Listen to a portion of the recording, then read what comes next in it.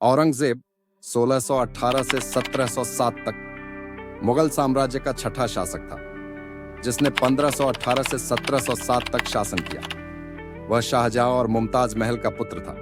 उसका पूरा नाम अबुल मुजफ्फर मुहिउद्दीन मोहम्मद औरंगजेब आलमगीर था। सत्ता प्राप्ति 1657 में जब शाहजहां बीमार पड़ा तो उसके चारों पुत्रों दारा शिकोह, शुजा, मुराद और औरंगजेब में सत्ता संघर्ष हुआ।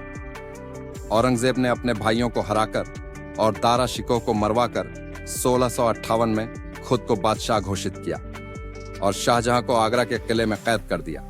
शासनकाल एक धार्मिक नीति। औरंगजेब ने इस्लामिक कानून शरीयत को लागू किया और कई हिंदू परंपराओं जैसे जजिया कर, हिंदुओं पर प्रतिबंध लगाया। उसने कई मंदिरों को नष्ट कराया, जिनमें काशी विश्वनाथ मंदिर और केशव देव मंदिर, मथुरा शामिल थे। 2. सैन्य अभियान। उसने दक्कन और दक्षिण भारत में विजय अभियान चलाए और मराठों, सिखों, राजपूतों और अन्य राज्यों से लड़ा। 3. मराठों से संघर्ष। शिवाजी से उसका संघर्ष प्रसिद्ध है। उसने शिवाजी को 1666 में आगरा बुलाकर कैद कर लिया, लेकिन शिवाजी चतुराई से भाग निकले। शिवाजी की मृत्यु के बाद भी मराठों ने औरंगजेब को कड़ी टक्कर दी। 4. सिखों से संघर्ष। उसने सिख गुरु तेग बहादुर को 1675 में मरवा दिया और गुरु गोविंद सिंह से भी संघर्ष किया। 5. आर्थिक नीति।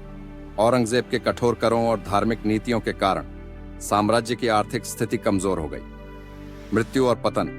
707 में औरंगजेब की मृत्यु हो गई, जिसके बाद मुगल साम्राज्य का पतन शुरू हो गया। उसके उत्तराधिकारी कमजोर थे और जल्द ही अंग्रेजों और अन्य शक्तियों ने भारत में अपना प्रभुत्व बढ़ा लिया।